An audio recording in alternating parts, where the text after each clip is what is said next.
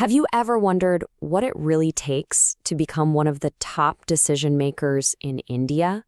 You know, the people who shape the future of the nation? Well, their journey starts with one of the most grueling exams on earth, the UPSC Civil Services exam. So today, we're going to dive in and decode what makes this test such a legendary gauntlet. So here's our game plan. We'll start by looking at why this exam is considered so tough. Then, we'll break down the journey stage by stage, starting with the first gate, the prelims, moving on to the written marathon of the mains, and then the final showdown, the interview.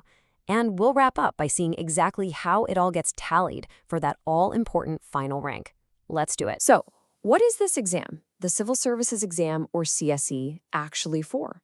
Well, think of it as the one single pipeline for recruiting the absolute top tier of public servants.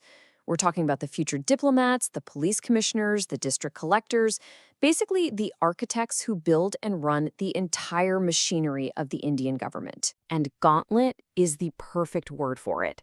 This is so much more than a pop quiz. It's a nearly year-long process that's specifically engineered to push candidates to their limits. It's designed to test not just what they know, but their mental stamina, their ability to break down super complex problems, and, their core character. The whole journey really plays out in 3 acts. First up, you have the preliminary exam. Think of it as a giant screening gate designed to filter a massive crowd. If you survive that, you move on to the main exam, a genuine written marathon. And for the very few who cross that finish line, there's one final test, the personality test, where it's less about what you know and all about who you are. Let's dig into stage 1, the prelims. Its main job? To filter.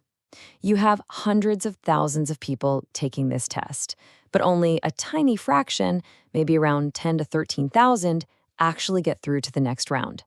It really is a test of knowing a little bit about a whole lot of things. Now, the prelims are structured in a really interesting way. It's not one test, but 2. On one hand, you have General Studies Paper 1.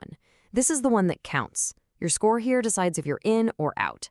But before they even look at that score, you have to get past Paper 2, the CSAT, and it plays by a totally different set of rules. On that second paper, the CSAT, you don't need to be a superstar. You just need to clear a 33% cutoff.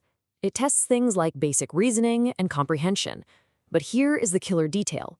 If you don't hit that 33%, your paper I, the one that really matters, won't even be evaluated. Your journey ends right there. It's a non-negotiable hurdle. And that merit paper? Just look at the syllabus. The sheer breadth is mind-boggling. You're expected to know everything from the details of Indian constitutional law and economic trends to world geography, environmental science, history, and all the latest current events. It's a huge, huge scope. Okay, so if you manage to clear the prelims, you've officially entered the marathon, the main exam. And this is where the game completely changes. We're shifting away from broad, multiple-choice knowledge and into deep, structured, analytical essays. This is where your true intellectual and physical endurance is put on display. The mains exam is an absolute beast. We're talking 9 papers in total. But the structure is critical. See those first 2 papers on language and English? They're just like the CSAT. They're qualifiers. You have to get at least 25% on them. Only if you pass those will the examiners even grade your other 7 papers. And those 7, that's the whole ballgame. An essay paper, 4 huge general studies papers, and 2 papers on an optional subject you get to pick yourself. So you can see this is a totally different skill set. The multiple-choice questions are gone. Now it's all about your ability to write for hours and hours, day after day. You have to build arguments, provide evidence, and write clear, structured answers, all while the clock is ticking. Now, for the couple thousand candidates who somehow managed to clear the insane cutoff for the mains, there's one last hurdle, the personality test. And I want to be really clear about this. It is not just another exam.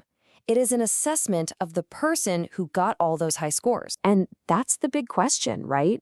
You've spent a year proving you have the knowledge. You've proven you can write for days. So what on earth is a panel trying to figure out in a 30-minute conversation? Well, they're looking for the unteachable stuff. They're probing for the core qualities of a public servant. How sharp are you on your feet? What's your moral compass like? Do you have leadership potential? Can you make a balanced call when the pressure's on? It's a carefully crafted conversation to see if you have the right temperament for a lifetime of serving the public. All right, we've made it through all 3 stages of this epic gauntlet. Now for the final crucial step. How does it all get added up to produce that single rank that decides a candidate's entire future? So first, you take the score from that written marathon, all those long days of writing, those 7 papers on everything from ethics to economics. It all gets boiled down into one score out of a massive 1,750 marks. This is the foundation of your final rank. Next, you add the score from the interview. And it's not just a footnote. The personality test is worth a very significant 275 marks. That's a huge signal that the system values a candidate's character just as much as their knowledge. And that brings us to the grand total, 2,025 marks. Now, here's the final twist. Remember that prelim score? The one you fought so hard for? At this point, it's completely irrelevant. It got you in the door, but it doesn't count anymore. Your entire future, your final rank, hangs on this one number out of 2,025. So, in the end, that final rank is so much more than just a grade. It's a complete picture of the candidate. It reflects what they know, for sure, but also how they think, how they analyze, and who they are as a person when they're put under the most intense pressure imaginable. And that really leaves us with one big question to think about. After looking at the sheer breadth of the prelims, the insane depth of the mains, and the intense character check of the interview, what is this exam truly trying to measure? Is it the ultimate test of knowledge? Or is it maybe the ultimate test of human endurance?